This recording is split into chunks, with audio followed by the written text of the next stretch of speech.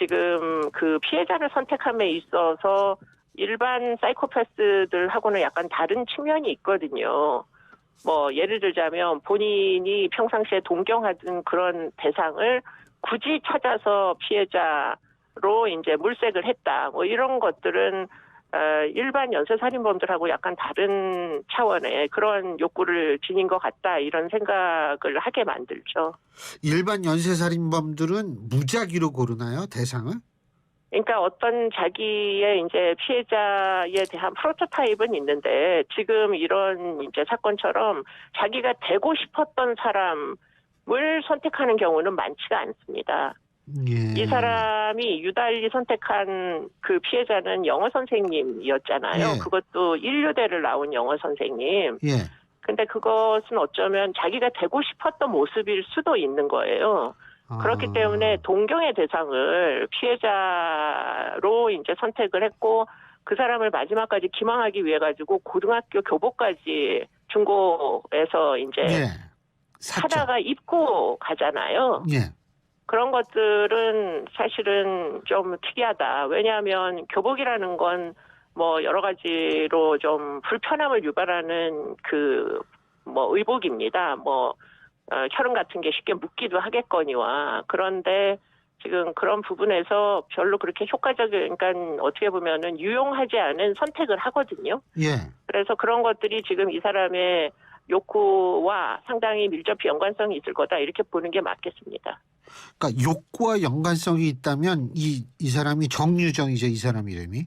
이 정유정이라는 사람이 본인이 주장하는 거 죽이고 싶어서 죽여보고 싶어서 죽였다라는 그 주장은 그다지 신빙성이 있는 것은 아니네요.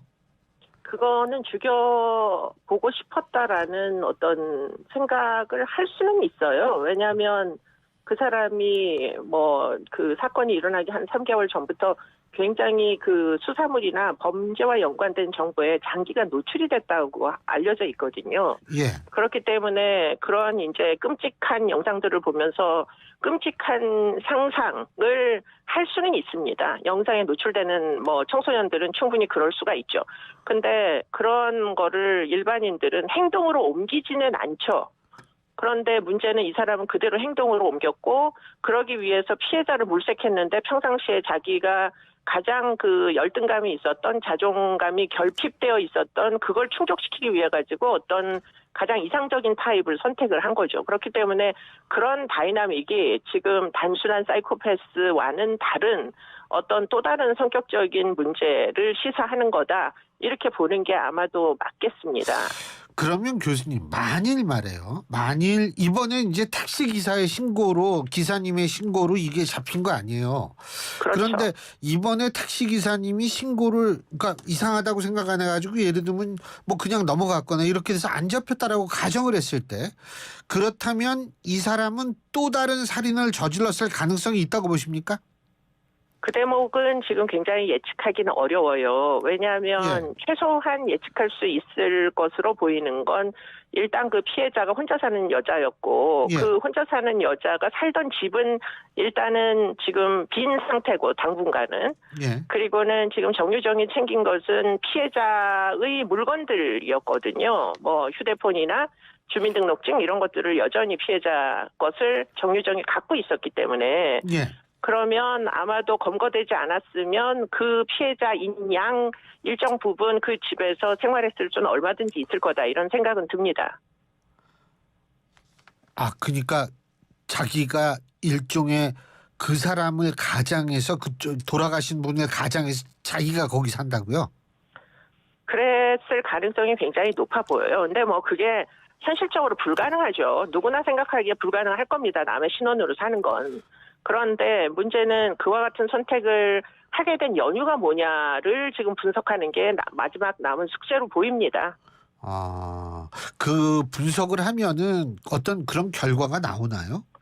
뭐 어린 시절부터 그 사람의 이제 성격이 형성되는 과정들을 다 살펴봐야 될 거고요.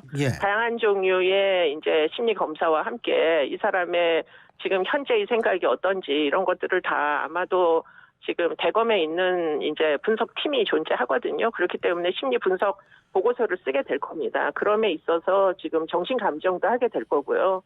뭐 여러 가지 이제 이 사람의 정신적인 특이성 이런 것들도 다 분석이 될 겁니다. 그래야 온전하게 이 사람이 범행 동기가 뭐였는지 정확하게 알 수 있을 것이고 예. 그렇게 해야 차후에 재범 가능성에 대하여서도 어느 정도는 향방이 가려질 것이라서 뭐 물론 뭐 아주 최고형이 나올 수 있겠으나 혹시라도 출소 가능성이 있는 형량이 나올 때는 추후에 예컨대 재범 가능성을 판단하여 뭐 보안 처분 등 지금 우리나라에서는 그 징역형뿐만 아니라 보안 처분 제도를 도입했기 때문에 같이 병과를 할지 말지 이런 거를 판단하게 될 겁니다. YTN 뉴스를 더 많이 보고 싶으시다면 여기 구독 버튼을 눌러주세요. 추천 영상도 누르면 바로 재생됩니다. 또 뉴스 속보 알림을 받고 싶으시면 휴대폰에서 YTN 앱을 다운로드해보세요. 늘 저희 YTN 뉴스를 시청해주셔서 감사합니다.